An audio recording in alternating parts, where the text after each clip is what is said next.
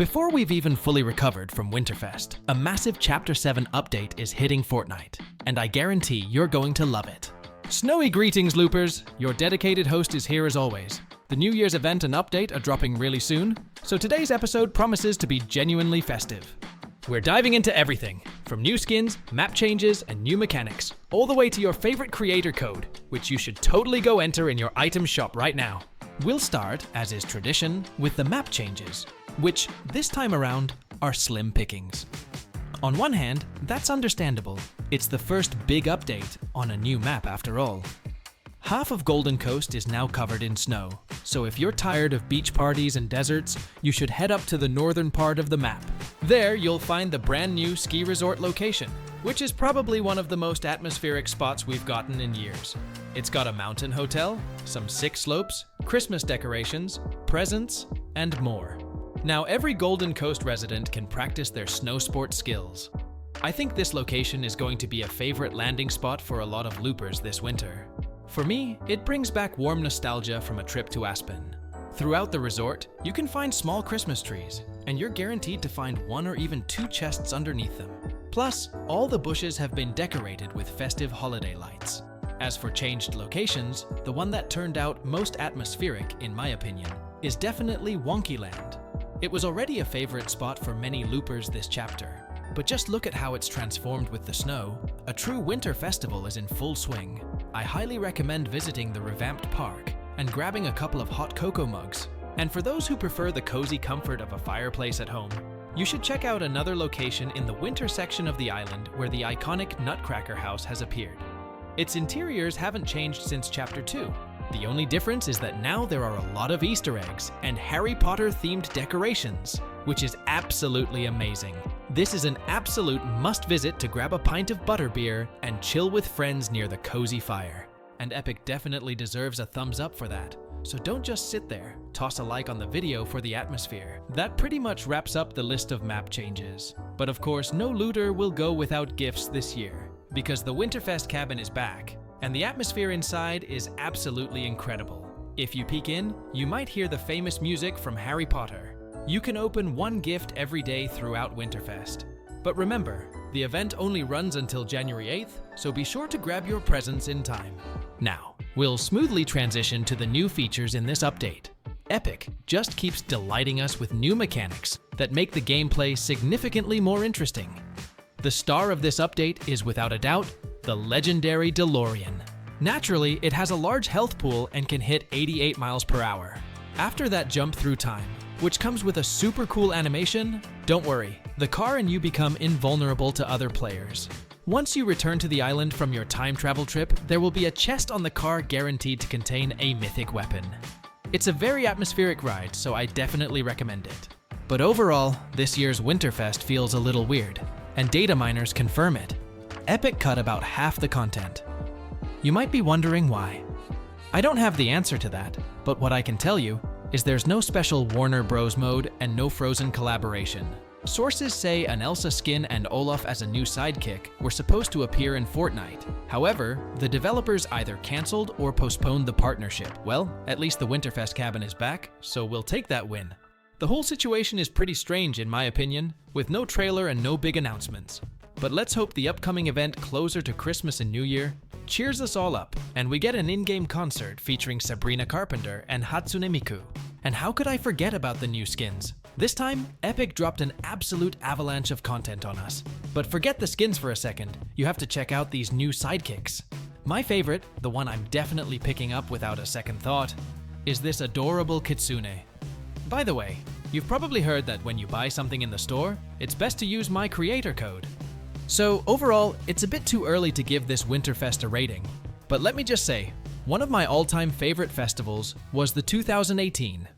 Back then, it wasn't even called Winterfest yet, and we didn't have the cozy Nutcracker Lodge with freebie gifts like we're used to now.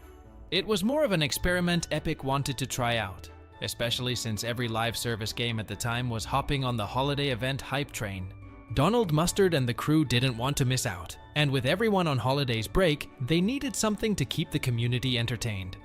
So, for 14 days, the game dropped a ton of fun limited time modes, like Food Fight and One Shot. The OGs will remember the chaotic 50 versus 50 battles that turned the island into straight-up Vietnam. On top of that, there were daily challenges with rewards for completing them.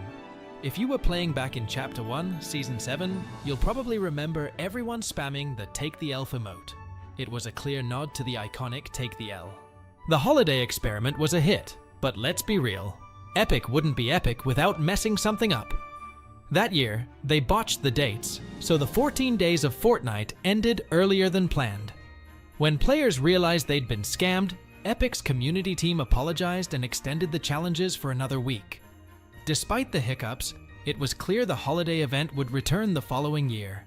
Fast forward to Operation Snowdown, arguably one of the snowiest missions in Fortnite history. The goal? Spread the holiday cheer across the island. But honestly, this event didn't hit the same, especially compared to Winterfest 2019. First off, they ditched the amazing Nutcracker house in the lobby, which killed the whole vibe of unwrapping gifts. Instead of that satisfying mystery of cracking open a freebie, we got some meh challenges that gave out a couple of free skins. Not bad, but definitely not the same magic. The return of Wings of Storm and the addition of themed locations were probably the biggest highlights of the winter event. Sure, we didn't get the Nutcracker house as a cozy lobby hangout this time, but it did make its way onto the island. There, you could always count on looting 3 guaranteed chests, which definitely helped maintain some festive vibes. Another win was the return of classic modes. A fan favorite, Air Royale, where Fortnite basically turned into something like Warzone. No, this isn't an ad. As for Operation Snowdown, it had its moments, especially with the Shockwave mode, where weapons launched players back instead of dealing damage. The only way to win was to push your enemies into the storm. Modes like this saved the event from being boring, as they were genuinely fun to play. However, after the incredible Winterfest 2019, it feels like Epic hasn't been able to fully recapture the magic. The community noticed this, and so did I. Moving on to Winterfest 2022, it's hard to call it bad because the free rewards were solid. The Nutcracker house was packed with fun animations and trinkets, but the map itself saw barely any changes. Aside from a few minor updates you'd need a magnifying glass to spot, there wasn't much to celebrate. The holiday spirit felt missing, as if the event wasn't really happening. Instead of unique and exciting modes, we got creative maps again. While it worked the first time, replaying the same concept felt stale. That said, General Frost made his return, patrolling the map in his festive truck, keeping some of the holiday charm alive. Now, onto the past year's Winterfest. At first, I thought it deserved a lower ranking, especially since we lost the Nutcracker house again. However, it's clear Epic shifted focus toward developing new modes of metaverse and didn't want to reuse old assets. Instead of the Nutcracker, we got to help the Ship It company, which was a refreshing change. Unlike Operation Snowdown, we didn't have to grind boring challenges to unlock free skins. The rewards this year were actually pretty decent, with the standout being the festive Bushranger skin. Half the server seems to be rocking it. Another win this year was the fully fledged holiday village in the north. This time, General Frost stepped out of his truck and settled in the festive village. The location was incredibly atmospheric, although it was hard to enjoy with 1 million players landing there in every match. Other additions, like the delivery office and Krampus Hut, were nice touches but not particularly memorable. Overall though, this Winterfest was well put together, even if some things could have been polished further. If we consider the amount of work Epic put into this, they definitely deserve some credit. Learning from the mistakes of Operation Snowdown, they came back strong the following year with a proper holiday event that felt like the Winterfest we all know and love. That's why Winterfest 2021 secures the second spot on the list. Let's start with the return of the Nutcracker house in the lobby, bringing back the festive vibes we sorely missed the year before. This time though, General Frost took center stage as the festival's main hero, and the house was packed with fun decorations that added to its unique vibe. What got everyone excited were the 3 free skins, even though 2 of them were recolors of each other. But hey, free is free, and everyone loved them, especially the Icy Peely, which became an instant favorite. While the Nutcracker house was cool, we'd seen it before, so it wasn't exactly surprising. But the appearance of Spider-Man in the Winterfest trailer? That sent every Webhead fan into a frenzy. Epic even added full voiceovers for Peter Parker and MJ, which was a neat touch. Unlike the previous year, where Donald Mustard focused on game modes, this Winterfest shifted attention to community maps and creative mode. Meanwhile, General Frost kept things lively, driving around the island in his festive truck. Some lucky players got legendary weapons as gifts from him, while others, well, they ended up under the truck's wheels. Winterfest 2021 fixed a lot of the issues from Operation Snowdown. It might not have been the best holiday event ever, but it was atmospheric, festive, and fun. Now, for the gold medal, Winterfest 2019. This was the first Winterfest, and it set the bar so high that no other event has quite matched it. Back then, we got the legendary Nutcracker House as its own tab in the lobby, and the rewards were amazing. Some players still use the Millennium Falcon glider to this day. Most importantly, Epic gave us 2 free skins for the first time ever. Before that, the only free skins we'd seen were tied to promotional campaigns. On top of that, they brought back a ton of fan-favorite modes.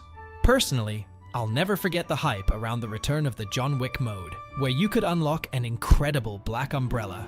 For context, that reward hasn't been seen in the game since. The excitement in the community was off the charts. The vibe that Winterfest 2019 created has yet to be matched by any other holiday event. So, there you have it. 6 years of Fortnite's holiday celebrations. In my opinion, every Winterfest has its charm, even with its flaws. The festive vibes always do their job. If you disagree with my ranking, drop your thoughts in the comments. I'd love to hear your take, but since I'm not here just to chat, take a look at all the skins that appeared in this update.